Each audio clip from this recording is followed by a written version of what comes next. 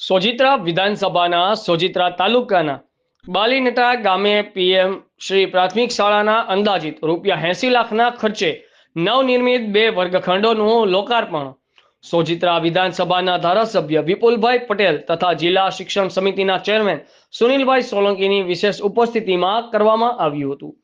આ પ્રસંગે જિલ્લા સંગઠન મંત્રી બળદેવભાઈ પરમાર, તાલુકા સંગઠન મંત્રી રાયસંગભાઈ રાઠોડ, તાલુકા પંચાયત પ્રમુખ મેહુલભાઈ ગોહેલ, ઉપપ્રમુખ કોકિલાબેન સોલંકી, આણંદ જિલ્લા સહકારી સંઘના ચેરમેન રજનીકાંતભાઈ પટેલ, ગામના સરપંચ સુધાબેન સોલંકી, ઉપસરપંચ કૈલાસબેન સોલંકી, છત્રસિંહ જાદવ, શૈલેષભાઈ પટેલ, તાલુકા પંચાયત સભ્ય, તાલુકા પ્રાથમિક શિક્ષણ અધિકારી જે શુક્લા, ગામના આગેવાનો, નાગરિકો, શાળાના શિક્ષકો અને વિદ્યાર્થીઓ ઉપસ્થિત રહ્યા હતા।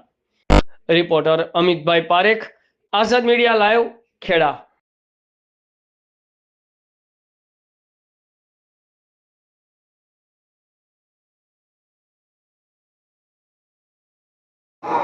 જી સાહેબ, તમારું નામ પરિચય?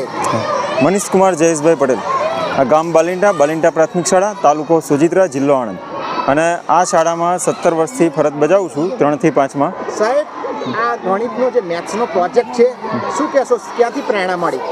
હવે ગણિત વિષયમાં એવું છે કે તમે મોટાભાગના બાળકોનું પરિણામ જુઓ તો તમને ગણિતમાં ઓછા માર્ક્સ જોવા મળતા હોય, તો અમે એવું વિચાર્યું કે ગણિતમાં કંઈક એવું કરીએ કે બાલવાટિકાથી લઈ અને 8મા ધોરણ સુધી તમામ એકમો સમાવેશ થઈ જાય અને બાળકો રમત રમતા અને પ્રવૃત્તિ કરતા શીખે, એ માટે અમે આ એક કૃતિ બનાવી છે, મેથ્સ મેગા ફેક્ટરી, કે જેની અંદર બાલવાટિકાથી લઈ અને ધોરણ 8 સુધીના તમામ એકમો આવી જાય છે।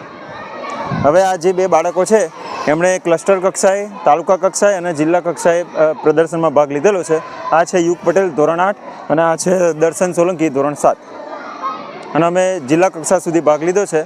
હજી આના પરિણામ જાહેર થયા નથી।